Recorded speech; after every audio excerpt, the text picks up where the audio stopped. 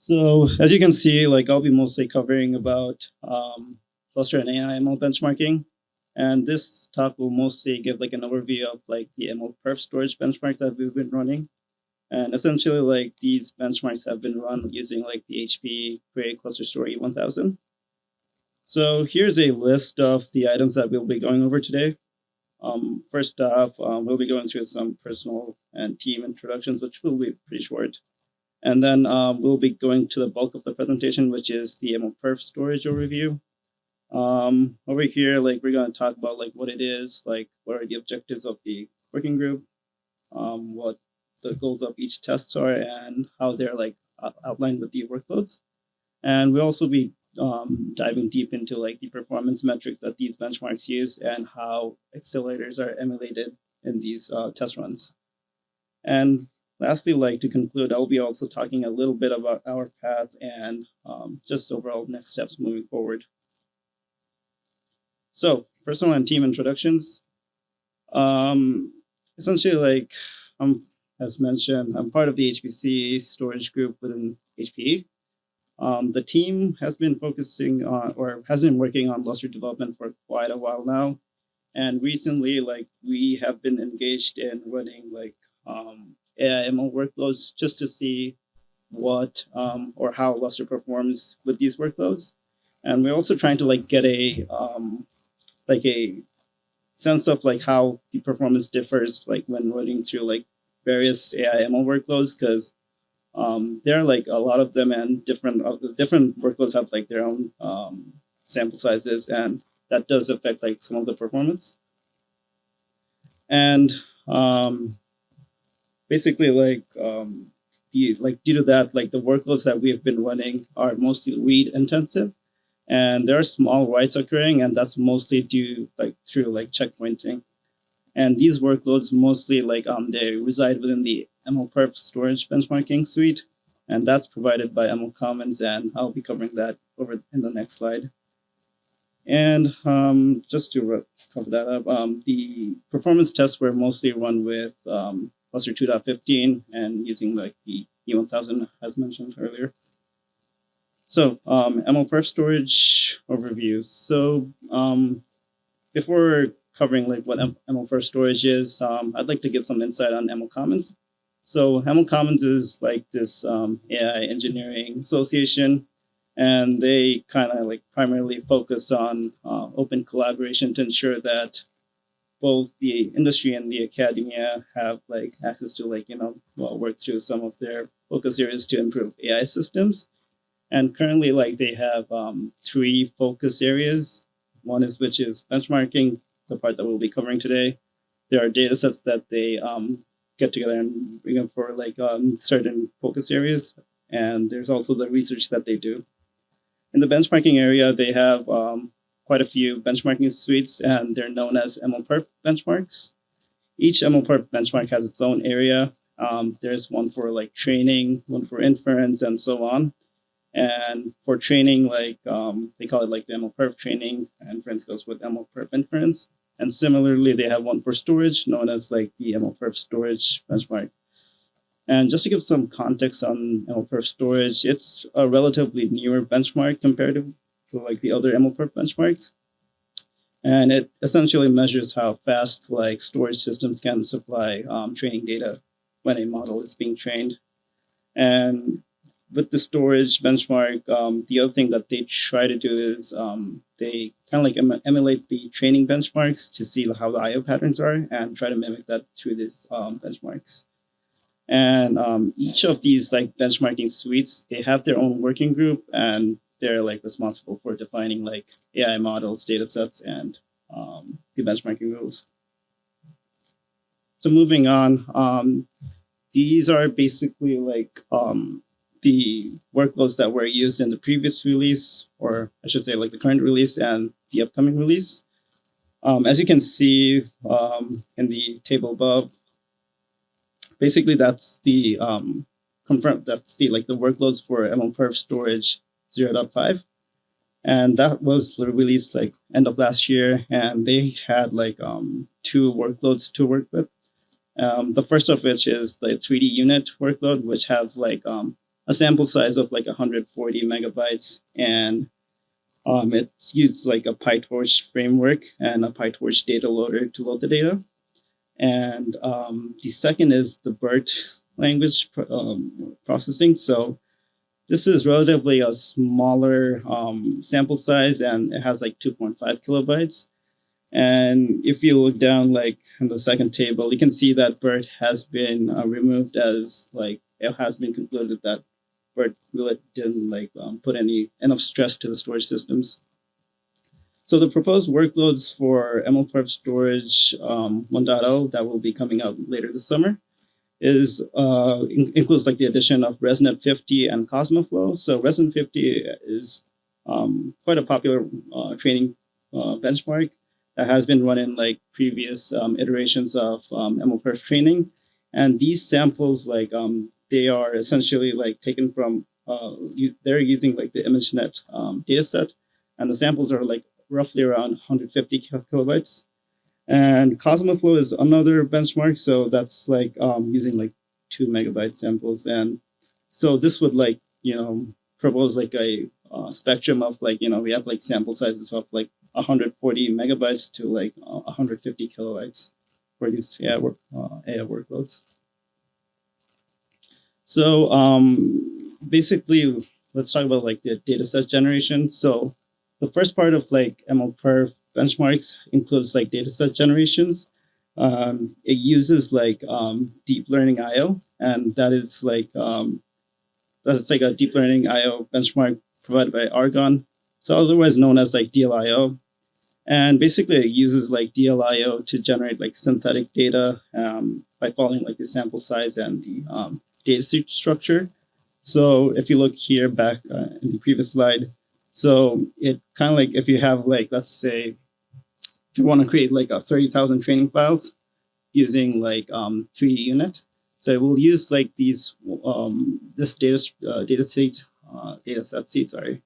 And then like create like 32,000 training files using like these samples. So let's see. One of the benchmarking rules that MLPerf has is having like a minimum data set size. And the reason for that is like they want to make sure that the data set size is like 5 times like the available memory to like ensure that the randomness of like these access patterns like are can defeat like any significant levels of caching. And they do provide like a benchmarking script that allows the calculation to happen. And with that said, like there isn't like any restriction for like how large like the data set can be. So if you want, you could like have a data set like a larger, much larger than what they suggest, and whatever your storage system can handle. Oops, sorry. So moving on to like the goals of the tests. Currently, like MLPerf storage, like one of the goals is to like make it accessible for everyone. So essentially, like if you don't have a GPU or anything like that, they want to make sure that like everyone can join like these benchmarks and join in on the submissions. So the way it's structured right now, like they don't need any GPUs or any other accelerators. Currently, like the focus is on the data loading aspect, and they don't really run like the actual training jobs in these benchmarks. Instead, like the training is like done on the accelerators, and that's like emulated through like a sleep command. And the sleep command kind of like depends on like the batch size and the accelerator type. And this kind of like this whole sleep command allows like various accelerators to be emulated. And this is like accomplished through like the DLIO benchmark code. And within the sleep time is basically like the sleep time is like contingent on like the GPU you're using. So in the 0.5 release, they had like the NVIDIA B100 GPUs, and that had a specific like a sleep computation time, and that was reflected in the sleep time. So if you were to use like a A100 or a H100, that would have like a lower sleep time, and that can be like replicated within like the TLIO code. So here's like an output of the like of a MLPerf job, MLPerf storage job, and after the end of like each job, it's like it will give you like an average metric of all the epics. So there are like 5 epics run in total, and these are like some of the metrics that they highlight. So the main performance metric that they want to look into is like the samples per second, and that's like contingent on like the accelerator utilization being above 90%. So if you look over here, like it kind of like shows you how many accelerators you're using for this test, and then moving to like like the accelerator utilization or the AU, and like the training throughput. So that's like the samples per second. And there's also like another metric for IO throughput, and like at the very end it shows like if you have succeeded the benchmark or not. So just to give like more context to what accelerator utilization is, it kind of like represents like the total test time during these benchmarks, and basically it kind of like highlights how much, or during these benchmarks, how much of the accelerator is actually being utilized, and what the percent it reflects it as a percentage. And as you can see, it's like calculated using like the total compute time by the total benchmark time, and takes a percentage of that. So basically, like within like the total compute time, it begins when the IO requests are done and the data is like ready for computation, and it kind of measures like the duration of the specific GPU that's being used to process these IO calls. So a H100 would have a very different compute time than what's used for an A100 or a V100. And similarly, like if you look into like the train AU meet expectation, so that kind of like basically gives a conclusion of whether your benchmark is succeeding or not. So regardless of like what your training throughput is and how many samples per second you're getting, if the AU is like below 90%, then the benchmark is not valid, and that's like deduced as like you cannot make a submission on that. And yeah, it's like if you want to like dig a deeper into like the compute time, basically like that also depends on like how much of the batch size you're using and the total data set size. And with these benchmarks, you can also specify like how many GPUs you'd like to use. So what we've seen with our test is like as we increase like the number of GPUs, that creates like that puts some more pressure on the storage system, and essentially like the total compute time would, as mentioned, like would differ using like the GPUs that you're using.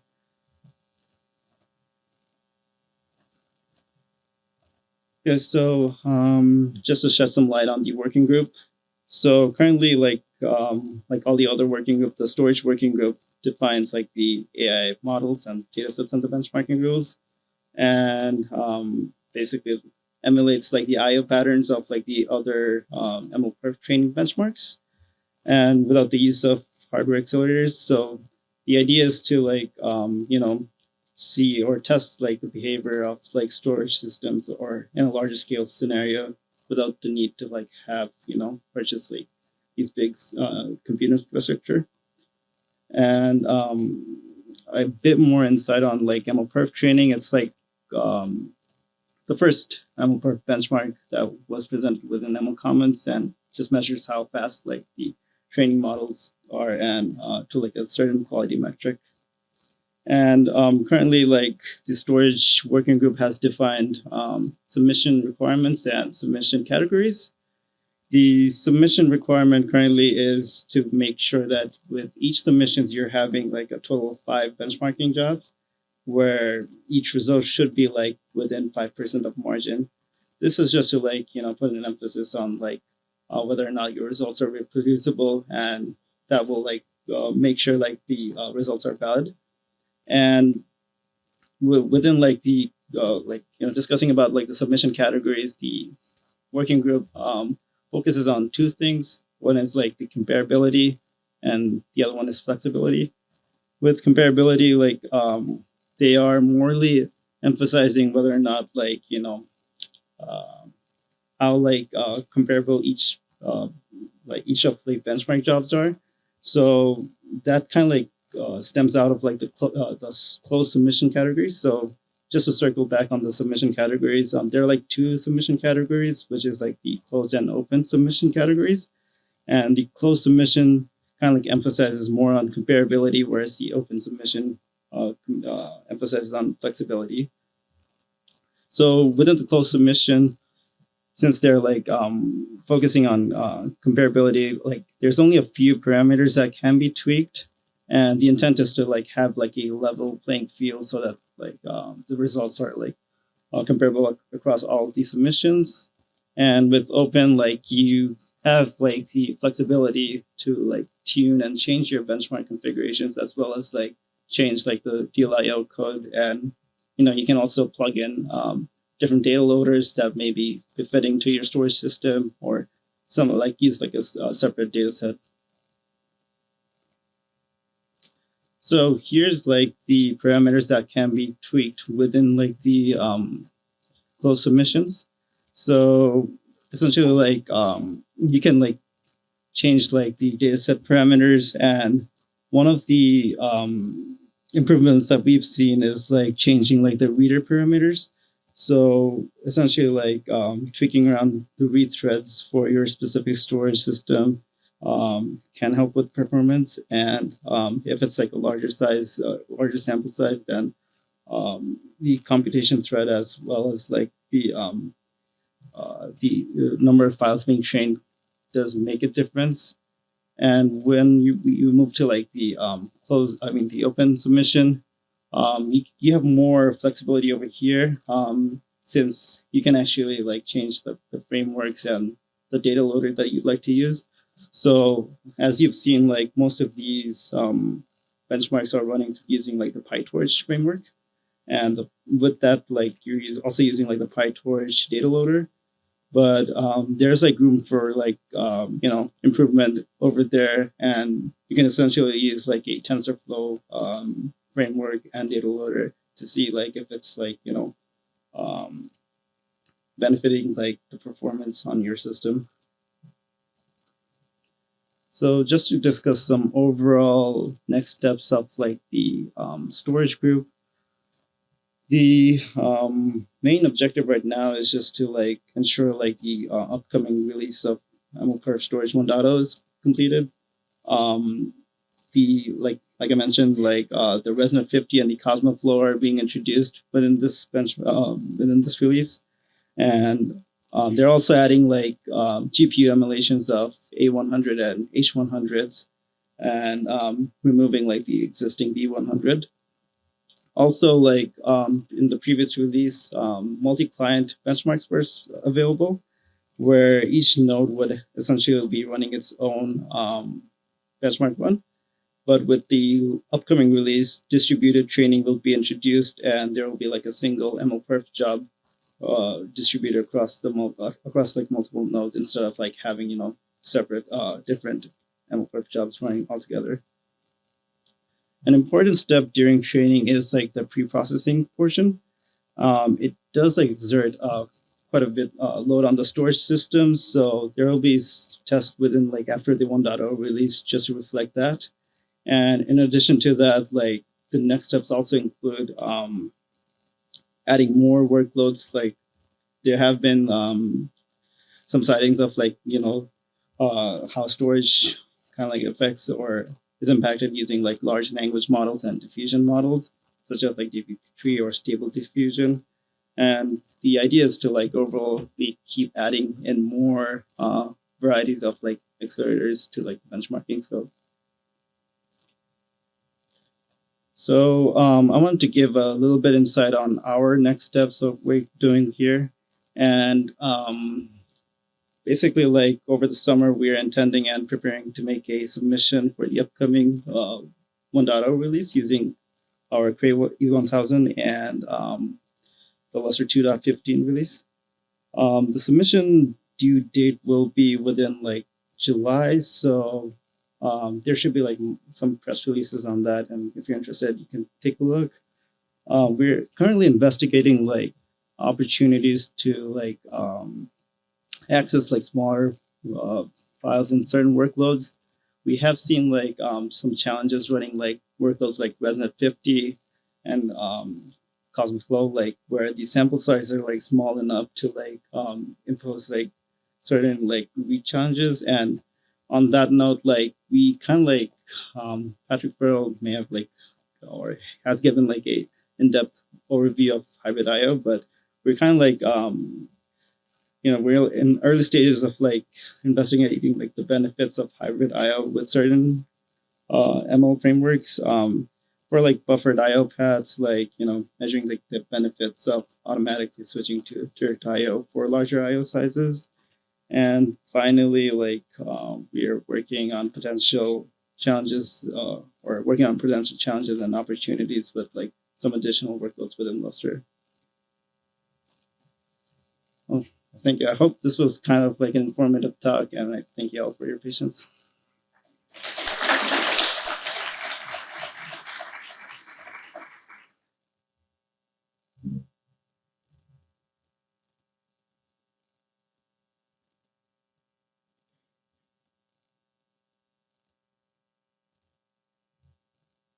Do we have any questions for our speaker?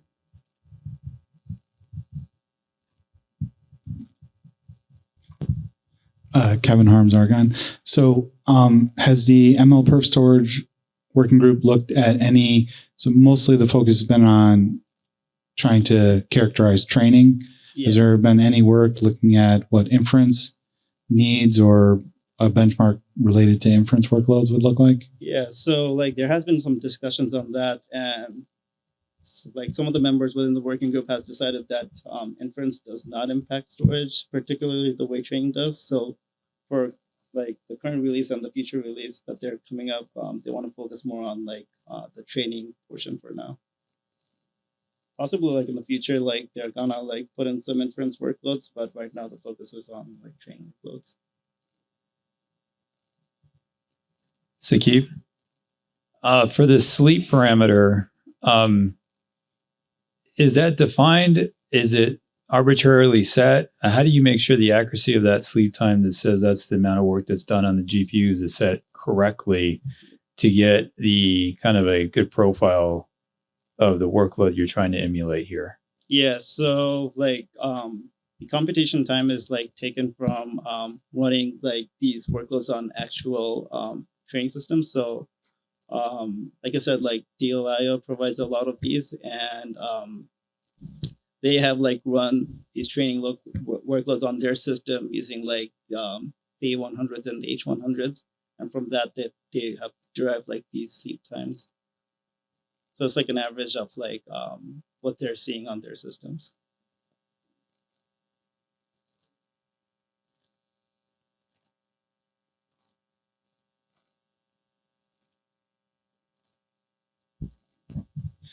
Thanks. Ellis Wilson, Microsoft. I attended the supercomputing BOF that like talked about ML Commons, and the thing I forgot to ask about there was that while it seemed like really reasonable to have a benchmark like this that would simulate things and then figure out which is the best file system, are there like learnings being fed back to some of the frameworks that basically have these IO patterns that work with like really tiny files instead of batching them out into like containerized formats as like HPC has seen develop over the years? Is there any like kind of like back propagation of information that would help people understand, okay, out of the 20 file systems we've tested, 15 perform poorly because you guys are developing workloads that don't behave well? Yeah, like I said, like they kind of like are focusing on data loading right now. So like a lot of like the back propagation and like data pre-processing and post-processing are not included in these benchmarks. So that's something like, basically we can like look into it and like make an addition to like future releases as well. Yeah, I meant more like getting like TensorFlow devs like involved and saying like, hey, we should.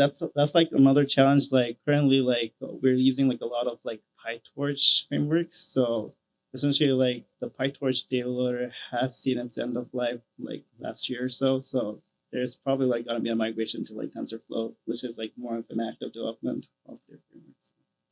Thanks. John Bent, Los Alamos. Very nice talk. Thank you. Yep. So the storage benchmark is looking at the training phase. And I know sort of initially people thought that the training was just mostly doing reads, but recently I've been hearing that it also are long running, very parallel distributed jobs. And so it does checkpointing as well. Yes. Is the benchmark reflecting that? Yeah, so the benchmark does do checkpointing like within like the unit 3D workload. But right now, like these are like really small writes. And essentially like the idea is to like, as you scale up, you would have like bigger checkpoints. And currently there's only one checkpointing done, but that's something, again, could be worked on in the future as well. Mostly it's data loading right now, so it's a lot of reads and just a couple of writes with checkpointing.